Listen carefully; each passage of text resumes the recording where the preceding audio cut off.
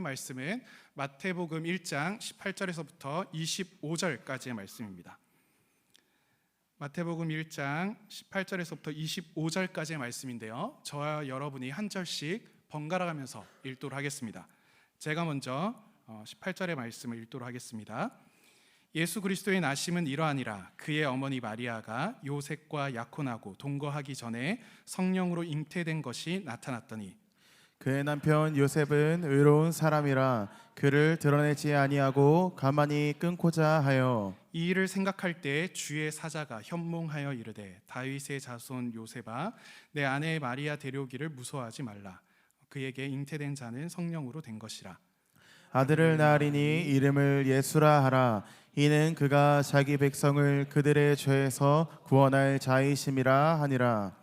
이 모든 일이 된 것은 주께서 선지자로 하신 말씀을 이루려 하심이니 이르시되 보라, 처녀가 잉태하여 아들을 낳을 것이요 그의 이름은 임마누엘이라 하리라 하셨으니 이를 번역한즉 하나님이 우리와 함께 계시다 함이라. 요셉이 잠에서 깨어 일어나 주의 사자의 분부대로 행하여 그의 아내를 데려왔으나 아들을 낳기까지 동침하지 아니하더니 낳음의 이름을 예수라 하니라. 아멘. 반갑습니다. 저는 이제 여러분들과 함께 신앙생활을 하고 또 아름다운 공동체를 세워나가게 될 김효식이라고 합니다. 오늘 예수님의 이름에 대해서 이야기하는데요, 저는 식자 돌림입니다. 먹을 식 아니고 심을 식입니다. 이제 심을 식자인데 효는 뭘까요? 네, 예상에서 벗어나지 않습니다. 효도할 효자입니다. 근데 저는 효도랑 굉장히 좀 약간 거리가 먼 인생을 살고 있고요. 그리고 이렇게 이름을 지은 할아버지께 원망 섞인 마음이 굉장히 많습니다. 왜 효도를 심어야 되느냐, 강제로 왜 효도를 시키는가라고 하는 생각이 들었습니다. 그리고 저는 일찍부터 목사가 되기로 결심을 했습니다. 제가 초등학교 6학년 때 목사가 되기로 결심을 하였는데 굉장히 좀 일찍이 됐죠. 그런데 그 이름을 생각할 때마다 굉장히 좀 아쉬운 겁니다. 제 둘째 동생 이름은 경식이입니다. 경식이 무슨 뜻이냐면은 빛경자에 심을 식자, 빛을 심는 사람. 기가 막히지 않습니까? 그 이름을 저한테 주셔야지. 목사로 세움을 받기로 하고 또 목사의 아들로 태어나고 목사가 되기로 하였으면은 빛을 심는 사람, 진짜 멋지지 않습니까? 그러면 이렇게 소개할 때 저는 빛을 심는 사람 김경식입니다. 이렇게 하면 정말 기가 막히지 않습니까? 그런데 저는 효도를 심는 사람 김효식입니다. 그럼 효도 열심히 하시나요? 아니요, 부모님이랑 떨어져 지낸 지 벌써 20년이 가까우고 있습니다. 뭐 이렇게 이제 소개를 할 수밖에 없는 거죠. 저는 김효식입니다. 그래서 효도는 못 심고 있고 효도하려고 노력도 그렇게 하진 않습니다. 그냥 이제 뭐 명절 때 그냥 가서 뭐 인사드리는 정도, 그리고 뭐 일주일에 한 번 전화를 오는 거를 받는 정도, 뭐 요 정도에서 이제 효도 관계를 맺어가고 있습니다. 여러분들과 이렇게 차근차근 좀 더 알아가면 좋겠고요. 그리고 저는 참고로 굉장히 내향적인 사람입니다.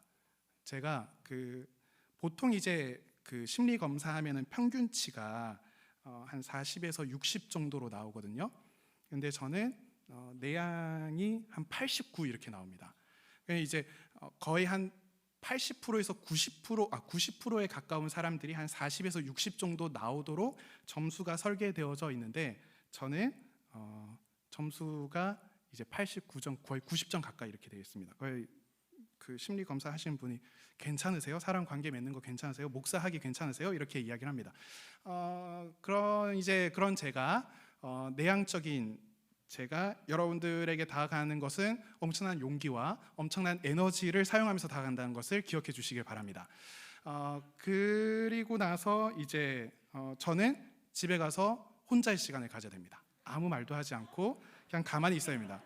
제가 굉장히 이제 뭔가 힘들고 막 마음이 막 이러고, 그리고 사람들에게 많이 이렇게 만나고 하면은 머릿속에 딱 하나밖에 생각이 안 들거든요. 집 이렇게 하면서 이제 전에 사역할 때도 얘들아 나 지금 집에 가야 될 것 같아 이거 이야기하고 이제 이렇게 막 집에 가기도 하고 그랬었습니다. 뭐 그런 경우에는 제가 지금 상태가 별로 좋지 않구나, 보내줘야 되겠구나. 우리 MBTI를 하는 이유가 뭔가요? 서로에 대한 이해를 더 돕기 위해서이지 않습니까? 그렇게 생각하시면 좋을 것 같습니다. 그래서 제가 당부 드렸죠. 얘가 다가온다. 엄청난 용기와 엄청난 에너지를 무진장 사용해서 나에게 오는구나 라고 생각해 주셔야 되고요. 두 번째는 얘가 어쩌다 보면은 힘들 수도 있겠구나. 그냥 얘는 너무 붙잡고 있으면 안 되겠다. 집에 보내줘야 되겠다. 약간 이렇게 이제 생각해 주시면은 좋을 것 같습니다. 여러분들은 이곳에서 신앙생활을 하면서 어떠한 기도 제목과 또한 어떠한 마음가짐으로 신앙생활을 하고 계신가요? 그리고 여러분들이 주로 하고 그리고 마음을 쏟는 기도 제목은 무엇이 있는가요? 취업 때문에 기도를 하시나요? 아니면 관계 때문에? 그리고 미래 때문에? 그리고 여러분들이 겪고 있는 수없이 많은 어려운 문제들 때문에 여러분들이 기도하시나요? 우리들이 이런 것들을 만날 때마다 하나님께 늘 기도하죠. 하나님, 이 문제를 해결해 주세요. 그리고 이 문제가 해결된다면 제가 신앙생활을 좀 더 잘할 수 있을 것 같습니다. 하나님, 요 정도는 이제 해야 되지 않겠습니까? 제가 리더를 섬기지 못하는 이유, 리더로 제가 헌신하지 못하는 이유가 이런 문제 때문인데 하나님, 이것 좀 해결해 주시면 좋을 것 같습니다. 우리는 늘 상황 때문에 어려움을 겪고 또한 상황이 해결되기를 위하여서 기도를 합니다. 그리고 우리가 겪고 있는 그 수없이 많은 그 상황 때문에 여러분들의 신앙이 좌지우지 되기도 하고 끝없는 어려움과 괴로움을 겪기도 합니다. 사실 다 그러지 않습니까? 그리고 우리는 확신하는 거죠. 내 상황 가운데에서 이 어려움만 해결된다면 내게 평안이 찾아올 거야. 그리고 내 신앙은 굳건해질 거야 라고 하는 생각들을 하곤 합니다. 근데 사실 2000년 전에 이스라엘 백성들 또한 같은 생각을 가지고 있었습니다.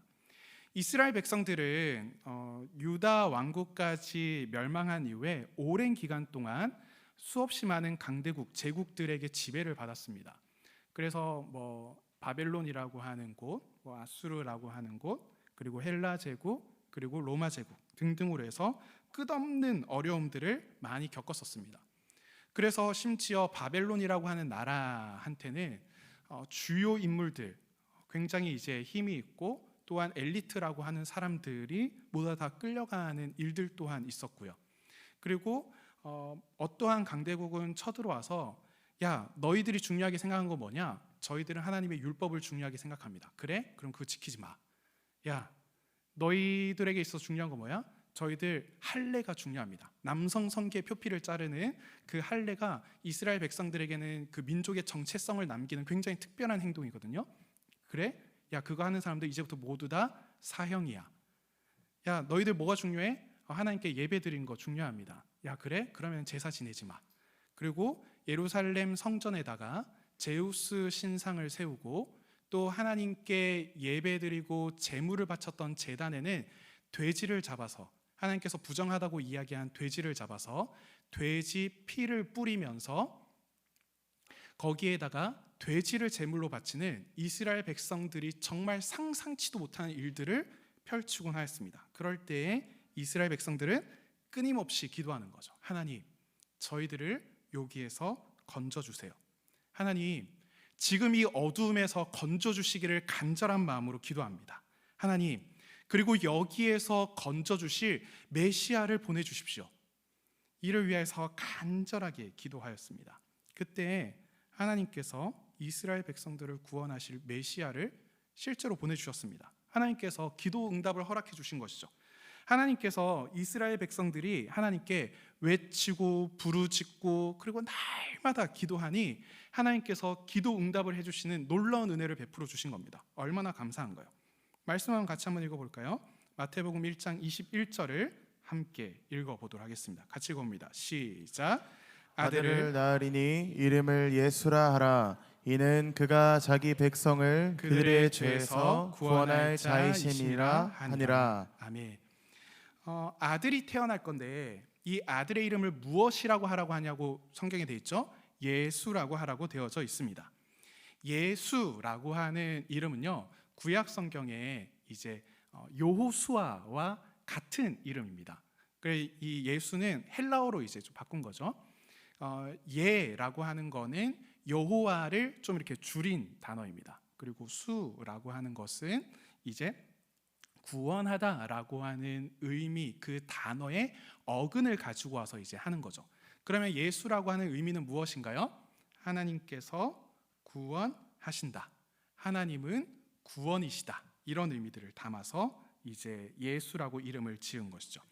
하나님께서는 이스라엘 백성들, 이스라엘을 구원하시기 위하여서 예수를 보내어 주셨습니다. 그런데 오늘 말씀 가운데서 여러분들이 읽었던 말씀을 다시 한번 생각해 보시고 한번 떠올려 보십시오. 하나님께서 이스라엘 백성을 무엇에서부터 구원을 한다고 이야기를 하고 계신가요?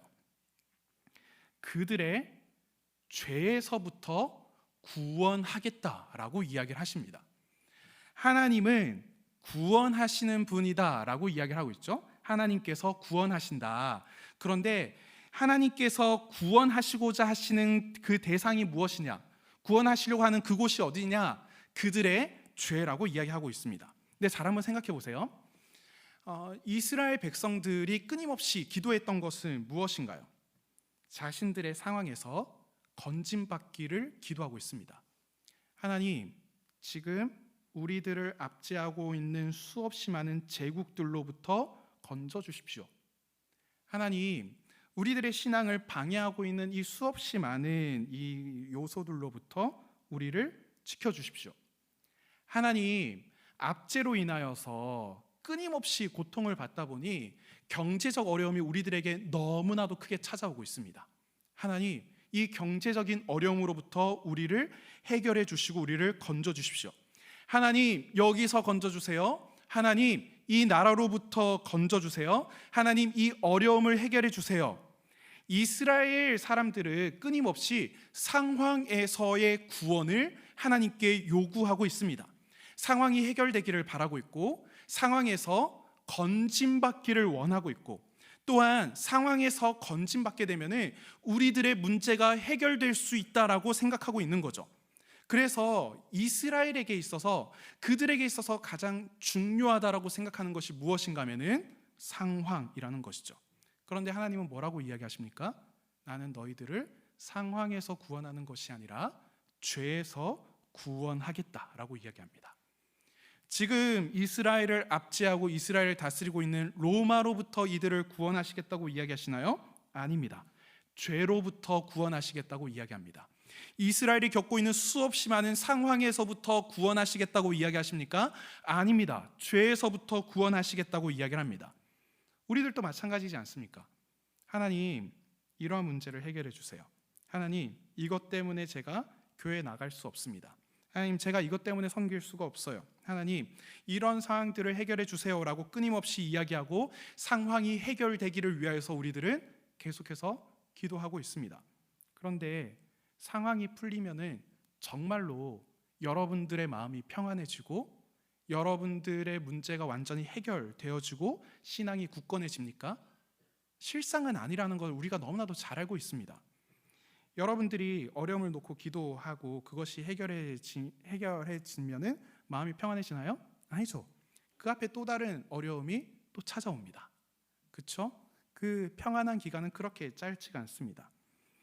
문제가 해결되면은 또 다른 문제가 그 앞에 있고, 그 문제가 지나가면은 또 다른 문제가 그 앞에 있으면서 우리들 앞에 문제가 계속해서 있다라는 것을 우리는 잘 알고 있습니다. 그런데도 우리는 무엇을 바라고 있습니까? 우리들이 문제가 해결되기를, 우리들의 상황에서부터 구원받고 건짐받기를 가장 중요하게, 가장 우선적으로 생각하면서 살아가고 있다라는 것입니다.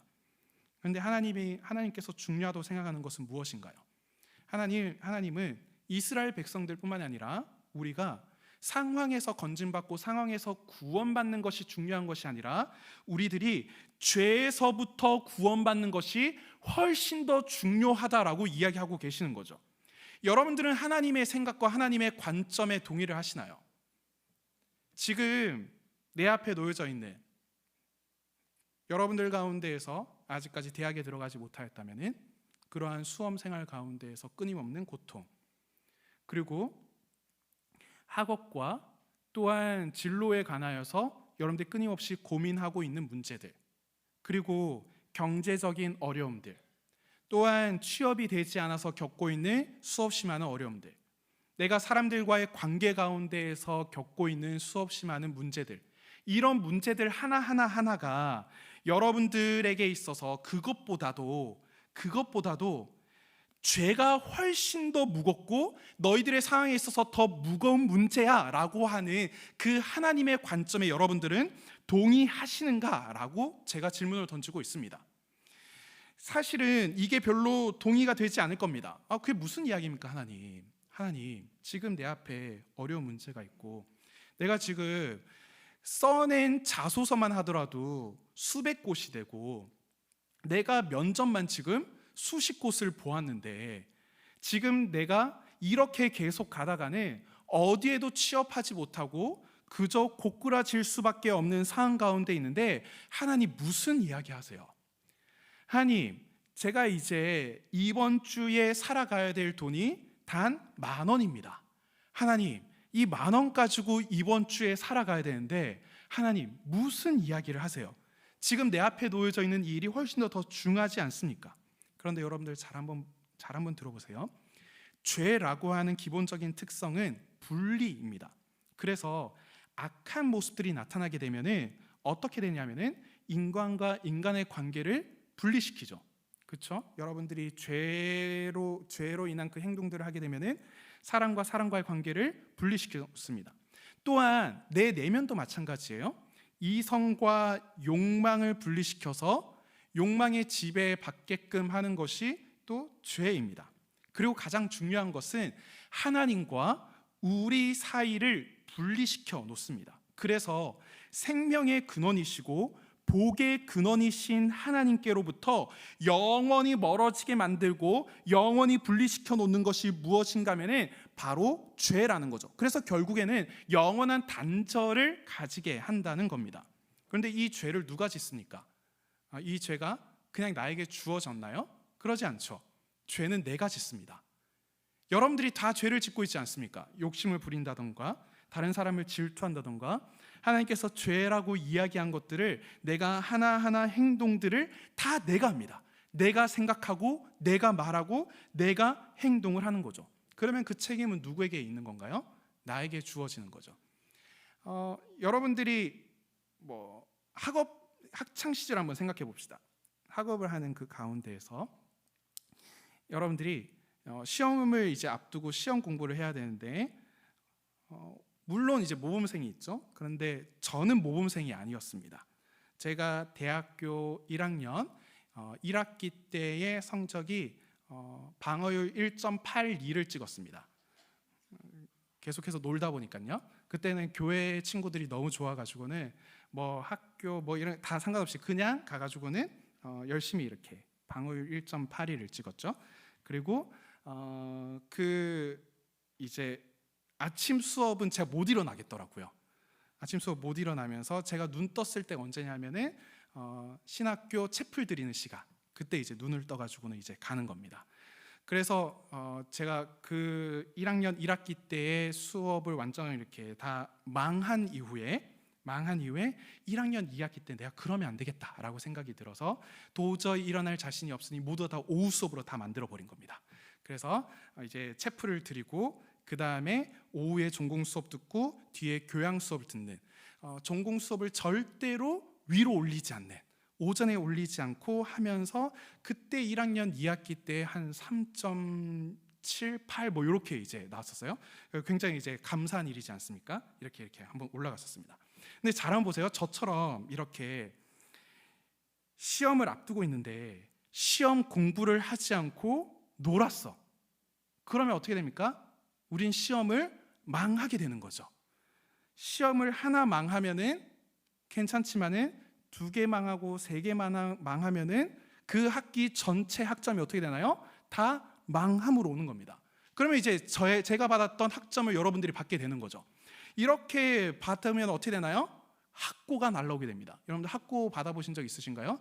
저는 학고가 날라오더라고요. 그렇게 1.82 해가지고는 저는 이제 조용히 넘어가고, 그리고 제가 다시 한번 변화되고 새 사람 되면은 모든 것들은 다 감추어질 거라고 생각을 했는데, 학고는 어디로 날라오는가 하면은 우리 집 우편으로 오더라고요. 그래서 저희 어머니께서 효시가 내려와라 이야기하시더라고요. 그래서 내려갔더니 그 학고장을 이렇게 딱 주시면서, 자, 너 이거 어떻게 된 일이냐? 제가 열심히 놀다 보니 그랬습니다. 그럼 다음부터 그러지 마라 그러시더라고요. 저의 계획과 저의 생각이 모두 다 무너지는 그 경험들을 하곤 하였습니다. 근데 보세요. 내가 잘못한 행동을 하게 되면은 망하죠. 또 잘못한 행동을 하면은 망하게 됩니다. 이건 뭐 학업뿐만이 아니라 인간관계에서도 마찬가지인 겁니다. 죄라는 것도 마찬가지입니다. 죄라는 것 또한 한 번의 행동들은 조금의 망함이 되지만은 반복적으로 지속되게 되면은 하나님과 영원히 멀어지게 되는 것이죠. 죄는 굉장히 심각한 문제입니다. 단순하게 그냥 학점 정도 망하는 정도가 아니라 우리의 인생의 어두움들을 경험케 되고, 또한 우리의 삶의 결말이 결국에는 극한의 어둠으로 가게끔 되는 아주 무시무시한 것으로 우리들을 끌고 가게 되는 것입니다. 그래서 결국에는 하나님과 우리 사이를 영원히 단절하게 만드는 것이죠. 그래서 하나님께서는 무엇을 보는가 하면은 스스로 망하는 길을 찾아서 계속해서 걸어가고 있는 우리들을 바라보고 있는 겁니다. 망함과 망함으로 말미암아 끊임없이 죽음의 깊은 가운데로 들어가고 있으면서도 전혀 알지 못하고, 내가 더 깊은 구렁텅이 가운데로 들어감에도 불구하고 전혀 알아차리지 못하는 나를 향하여서 주님께서 불쌍히 여기고 계시는 거죠. 로마의 문제, 이스라엘에게 있어서 로마의 문제는 상황을 힘들게 만들지만은 죄의 문제는 하나님과 우리 사이를 갈라놓습니다. 로마는 일시적이지만은 하나님으로 말미암는 그 관계를 깨트려 버리는 그 죄의 문제, 그것은 영원하죠. 로마의 문제는 겉으로 드러나는 문제이지만은 죄의 문제는 우리 안에 인생 깊이 뿌리 박혀져 있는 문제라는 것입니다. 하나님께서는 우리들을 바라보면서 안타까워 하시는 거죠. 하나님과 멀어져 있으니까.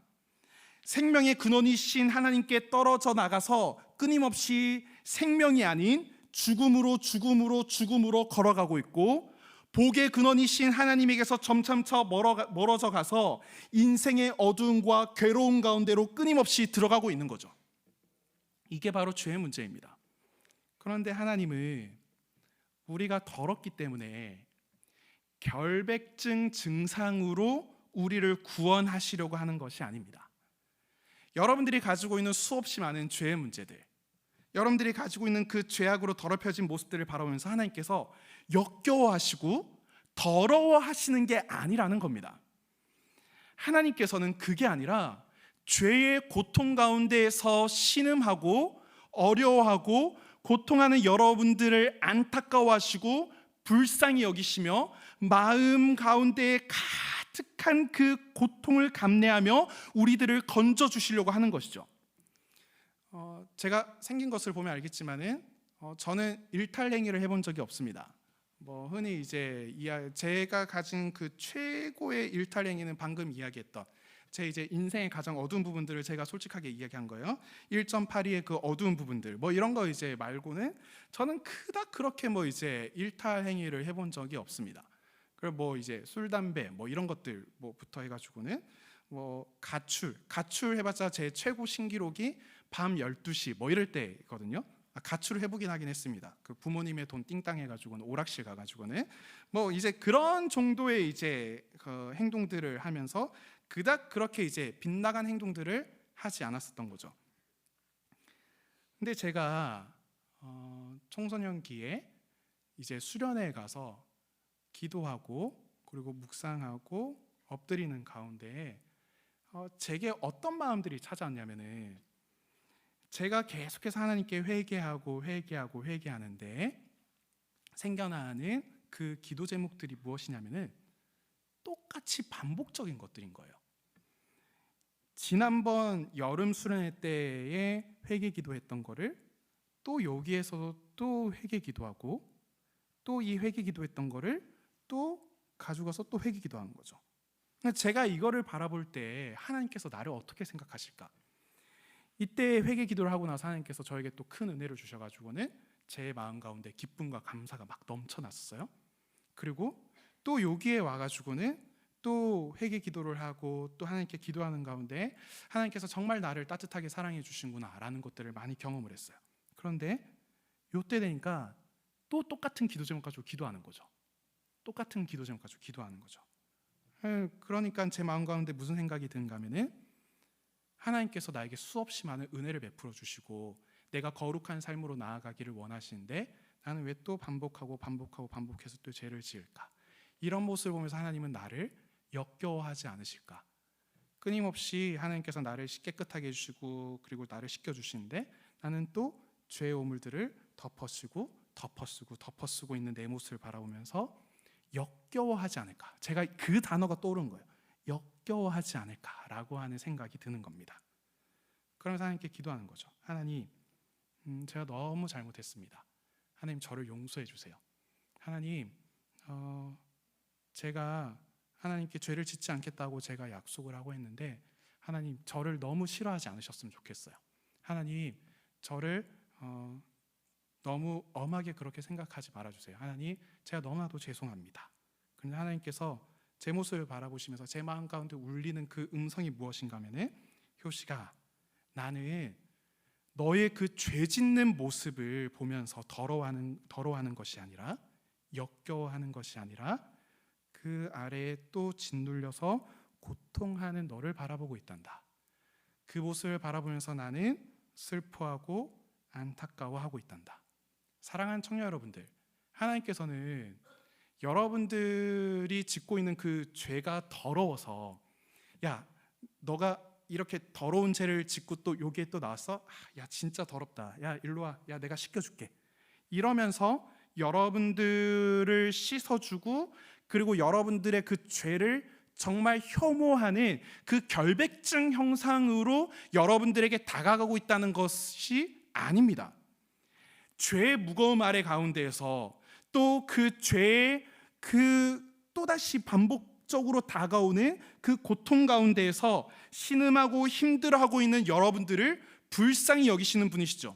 그래서 하나님께서는 죄가 하나님과 우리 사이를 분리시켜 놓고 갈라놓고 끊임없이 우리들에게 고통을 주고 그리고 내 혼자서 내가 마음대로 살아가는 것이 즐겁게 살아가는데 막상 이 가운데 와다 보면은 내 마음 가운데 허망함과 허무함과 괴로움을 가득 차 있는 그 모습들 그것들 하나하나를 바라보면서 하나님께서 몹시 안타까워하고 있다는 겁니다. 여러분들의 죄로 더럽혀져 있는 그 모습들을 바라보면서 하나님께서 혐오하고 역겨워하고 결백증처럼 바라보시는 것이 아니라 그 가운데서 또다시 괴로움을 느끼고 또다시 허무함을 느끼고 또다시 인생의 괴로움을 느끼고 있는 여러분들을 안타까워하시는 거죠. 그래서 누구를 보내주셨나요? 예수님을 보내주셨습니다. 사랑하는 청년 여러분들, 여러분들에게 이 필요가 느껴지십니까? 내게 너무나도 예수님이 필요하다는, 하나님을 믿는다라고 이야기를 하고 있고 또 교회에 나와서 예배를 드린다라고 이야기를 하고 있고 또 모태신앙으로서 이 교회에 몇 년을 다녔든지 간에 나에게 지금 가장 필요한 것은 신앙의 성장, 또한 내가 뭔가 깨끗한 삶을 살아간 것, 거룩한 삶을 살아간 것, 그런 것들이 아니라 상황이 문제가 해결이 되어지고 그리고 모든 것들이 다 평안해지는 것들이 아니라 그 모든 것들이 아니라 예수 그리스도가 가장 필요하다는 것을 여러분들은 동의하시나요? 거룩한 삶이 여러분들의 인생의 목적입니까? 여러분들이 신앙 성장이 인생의 목적입니까? 여러분들의 삶의 평안이 목적입니까? 문제 해결이 목적입니까? 다 아닙니다. 우리들의 삶의 목적은 예수 그리스도입니다. 그분을 믿고 그분을 사랑하고 그분을 따라가는 것, 그분이 나의 필요를 채워줄 수 있고 나의 전부가 되어줄 수 있다는 것을 여러분들이 믿어야 하는 것이죠. 여러분들에게 있어서 있는 그 모든 필요들과 모든 허무함과 모든 괴로움, 그 모든 것들을 해결하기 위해서 예수 그리스도께서 오셨습니다. 23절 함께 읽어볼까요? 23절을 같이 읽어보겠습니다. 시작. 보라, 처녀가 잉태하여 아들을 낳을 것이요 그의 이름은 임마누엘이라 하리라 하셨으니 이를 번역한즉 하나님이 우리와 함께 계시다 함이라. 아멘. 여기서 이름, 그 아들의 이름이 한 가지 더 있다라고 이야기하고 있죠. 그 이름이 뭐라고 이야기하고 있습니까? 임마누엘이라고 합니다. 임마누엘의 뜻이 뭐라고 하고 있죠? 하나님이 우리와 함께 계신다. 왜 이것이 구원일까요? 왜 이것이 구원일까요?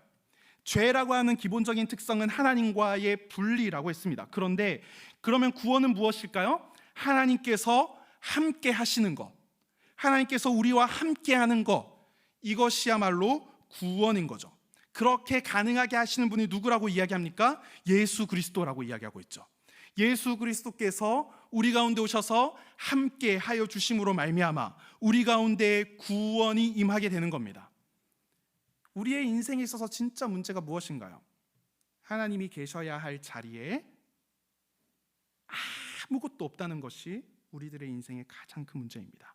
그러니까 거기에 돈을 채워놓고 여러분들의 명예를 채워놓고 직장을 채워놓고 관계를 채워넣어도 결국에는 허무함밖에 찾아오지 않는 겁니다.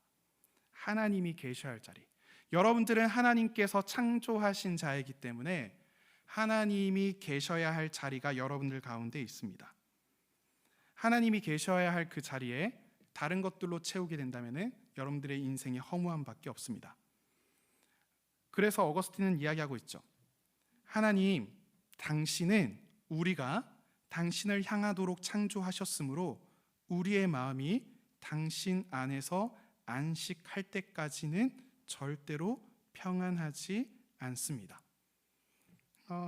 여러분들에게 있어서 하나님만 채울 수 있는 그 공간을 채우기 위하여서 예수 그리스도께서 오셨습니다. 사랑하는 청년 여러분들, 여러분들이 상황에서의 구원이 아니라 죄에서의 구원을 바라보아야 합니다. 하나님께서 우리들에게 요구하시고 우리들에게 이야기하시는 것들을 정확하게 캐치할 수 있어야 되죠. 이거를 가장 잘 알았던 사람이 누구인가 하면은 오늘 본문 가운데 나왔던 요셉입니다. 오늘 본문은 요셉 이야기입니다. 오늘 요셉 이야기를 보게 되면요, 요셉은 마리아라고 하는 여자와 약혼을 했습니다. 약혼이라는 것은 당시 시대의 법적 효력을 가지게 됩니다. 그러니까 결혼한 사이와 마찬가지이다 라는 거죠. 그래서 우리나라에서는 뭐 아직까지 이제 뭐 약혼식 뭐 하는 경우도 거의 이제 대부분 안 하긴 하죠. 근데 이 약혼식을 하더라도 법적 효력이 없죠.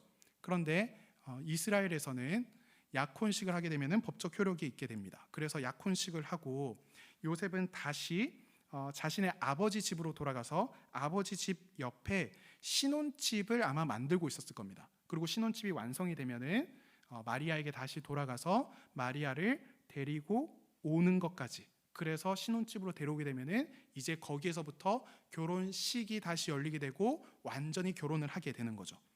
근데 보세요, 요셉이 신혼집을 막 만들고 있었습니다. 뭐 도배도 하고 뭐 장판 깔고 뭐 이것저것 다 하고 이제 정말 다 하나하나 다 넣고 있는 가운데에 한 가지 소식이 들려오는 거죠. 무슨 소식이냐면은 약혼 여인 마리아가 임신했다는 소식입니다. 너무 충격적인 이야기였을 겁니다. 내 약혼녀가 임신을 했다니, 그 무슨 말도 안 되는 소린가. 그런데 이 소식이 아마 사람들에게 꽤나 퍼져 있었을 겁니다. 그리고 그냥 누가 보더라도 저 여자가 임신했다라는 것을 알 수 있을 정도죠.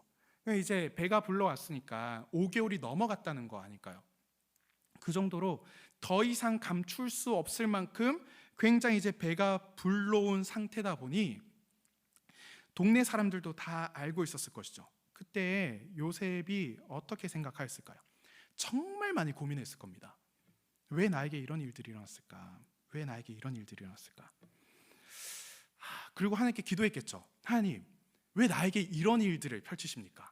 하나님, 저 이제 결혼해가지고는 이제 같이 살 집도 지금 다 거의 다 완성해 가고 거의 다 마무리 되어져 가고 있는데 왜 나에게 이런 일들을 지금 주셔가지고는 왜 나를 이렇게 힘들게 하십니까? 그러면서 너무나도 괴로워하고 있는 거죠. 재앙과 같은 상황이었고, 그리고 이 재앙과 같은 상황을 해결하기 위해서 요셉은 끊임없이 고민했을 겁니다.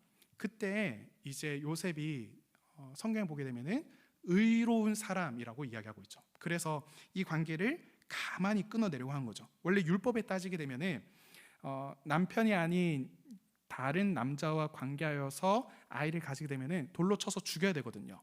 근데 이제 그렇게 할 수 없으니 그냥 조용히 그냥 여기서 그냥 끊어내고 모른 채 그냥 지나가도록 하려고 생각하고 있었던 겁니다. 그때 천사가 나타나서 이야기하는 거죠.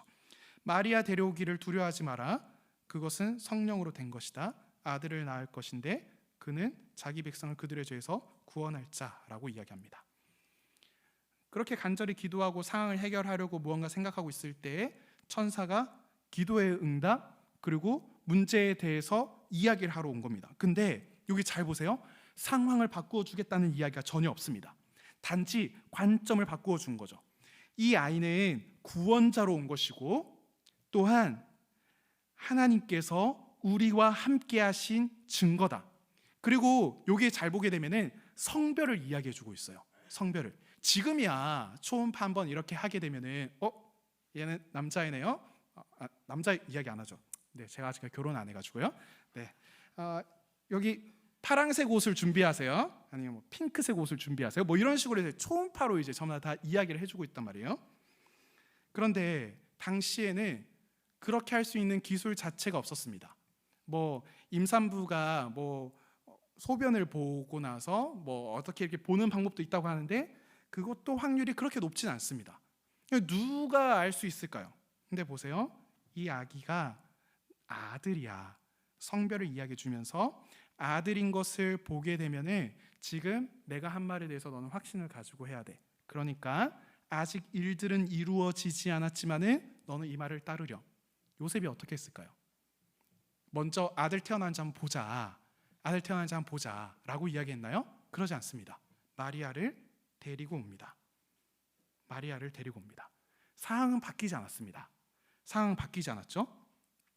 상황은 바뀌지 않고 주변의 사람들의 이야기는 끊임없이 반복적으로 나오고 있습니다.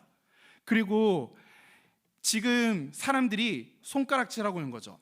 아니, 저 요셉을 어느 남자와 관계해가지고는 가지게 된 아이인지도 모르는데 자기가 데리고 와서 지금 그 아들로 삼는다고. 사람들이 손가락질하고 수군수군 거릴지도 모르는데 그 모든 이야기들 하나하나들을 다 감내하고 있는 거죠. 요셉의 마음이 어떠했을까요? 하나님께서 주신 마음 굳건하게 확신하면서 담대하게 걸어갔을까요? 저는 그렇다고 생각하지 않습니다. 두려워했겠죠. 걱정했겠죠. 그리고 마음 가운데 불안한 마음들이 계속해서 있었을 겁니다. 그런데 요셉은 상황에서의 구원이 아닌 하나님의 말씀에 순종하는 것을 선택하는 것이죠. 사회적 수치도 그대로고 마리아도 여전히 임신한 상태이고 사람들의 의심도 계속되고 있을 겁니다. 상황이 바뀌지 않았지만은 요셉은 믿음의 결단, 하나님의 말씀에 순종하는 것을 택하였습니다. 왜 그런가요? 지금 하나님께서 나에게 말씀하고 계시는 겁니다. 그리고 말씀으로 통하여서 나와 함께하고 계시고 나를 건져주시고 내 기도를 들어주고 계신다는 것을 내가 경험하고 있기 때문인 거죠. 사랑하는 청년 여러분들, 모두가 손가락질해도 하나님께서 나와 함께 계시고 있습니다. 모두가 외면을 해도 하나님은 나에게 관심을 가지고 있습니다. 모두가 나를 알아주지 않아도 하나님은 나를 알아주고 계십니다. 그 하나님이 여러분들 가운데 오셔서 이야기하고 있습니다. 얘들아, 너희들이 상황에서 건진받는 것을 너희들의 인생의 첫 번째로 생각하지 마. 너희들의 인생에 있어서 가장 첫 번째로 생각해야 되는 것은 너와 나와의 관계야. 이 관계를 위하여서 내가 내 아들을 보내었어. 그 예수를 믿는 가운데 너희들은 평안을 누리게 될 것이고 너희들이 믿음의 담대함을 누리게 될 것이고 내가 너희들과 언제나 함께 할 거라고 하는 확신을 가지게 될 거야. 비록 너의 상황과 너의 주변은 전혀 바뀌지 않는다 할지라도 내가 너와 함께하고 있다는 것을 믿으렴. 그 가운데서 경험할 수 있는 은혜를 내가 주겠다라고 이야기를 하고 있습니다. 사랑하는 청년 여러분들, 여러분들에게 왜 예수님이 필요합니까? 여러분들은 예수님이 여러분들의 삶에 너무나도 필요하다는 것을 인정하고 계시나요? 우리들은 늘 다른 것들이 필요하다고 생각합니다. 좋은 직장이 필요해, 좋은 사람이 필요해, 건강이 필요해. 이런 것들이 있으면 모두 괜찮아질 거라고 생각을 하죠. 그런데 하나님 분명히 이야기합니다. 너희들에게 가장 필요한 것은 예수 그리스도란다. 예수님이 아니면 안 됩니다. 다른 것으로는 대처할 수가 없습니다. 왜 그렇습니까? 우리들의 진짜 문제이기 때문에 그렇습니다. 하나님과의 분리. 여러분들은 예수님 없이도 살아갈 수 있다고 생각하시나요? 겉으로는 그렇게 보일 수 있습니다. 교회 안 나가도 잘 나가는 사람들 되게 많죠?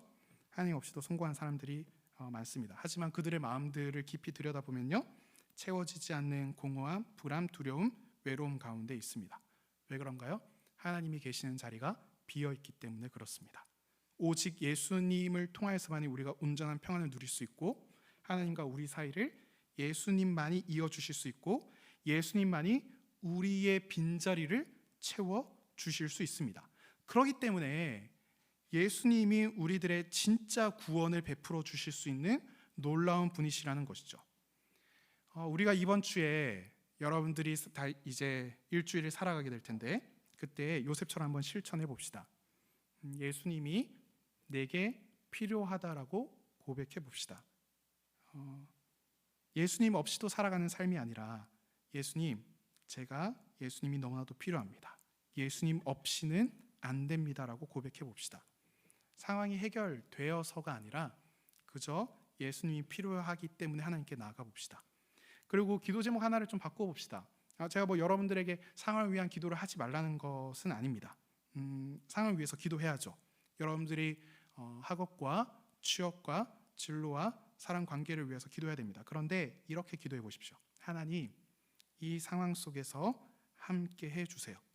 상황의 변화를 구하는 것을 넘어서서 예수님의 임재, 예수님께서 함께 하여 주시는 것을 여러분들이 기도해 보십시오. 힘든 상황들을 여러분들이 다시 좀 보기를 바랍니다. 여러분들을 짓누르는 수없이 많은 상황들이 분명히 있을 겁니다. 해결되지 않는 문제들, 내 앞에 있는 수없이 많은 문제들. 근데 그거를 피하려고 하지 말고 지금 예수님이 이 가운데에 여기서도 함께 할 수 있다라고 고백할 수 있어야 합니다. 사랑하는 청년 여러분들, 여러분들의 가장 필요한 것은 상황의 변화와 상황의 구원이 아니라 예수님입니다. 예수님께서 우리를 상황에서 구원하러 오신 것이 아니라 죄, 즉 하나님과의 분리에서 구원하려고 오셨습니다. 하나님은 여러분들이 주변으로 시선이 닿는 것이 아니라 예수 그리스도께 시선이 닿기를 원하고 계십니다. 왜냐하면 그곳에 하나님의 마음, 하나님의 사랑, 하나님의 은혜와 평안이 있기 때문에 그렇습니다. 이번 한 주를 살아가는 가운데, 또한 성탄의 그 기쁨을 누리는 가운데 여러분들이 예수님과의 관계, 나를 구원하시는 예수님의 그 의미들을 깊이 한번 누리게 되는 우리 사랑하는 청년 되기를 간절한 마음으로 소망합니다. 저희들이 말씀을 기억하면서 같이 한번 찬양하면 좋을 것 같습니다. 우리 함께 자리에 일어나셔서요, 우리 그 사랑이 내려와 함께 찬양하면서 기도의 자리로 나아가도록 하겠습니다.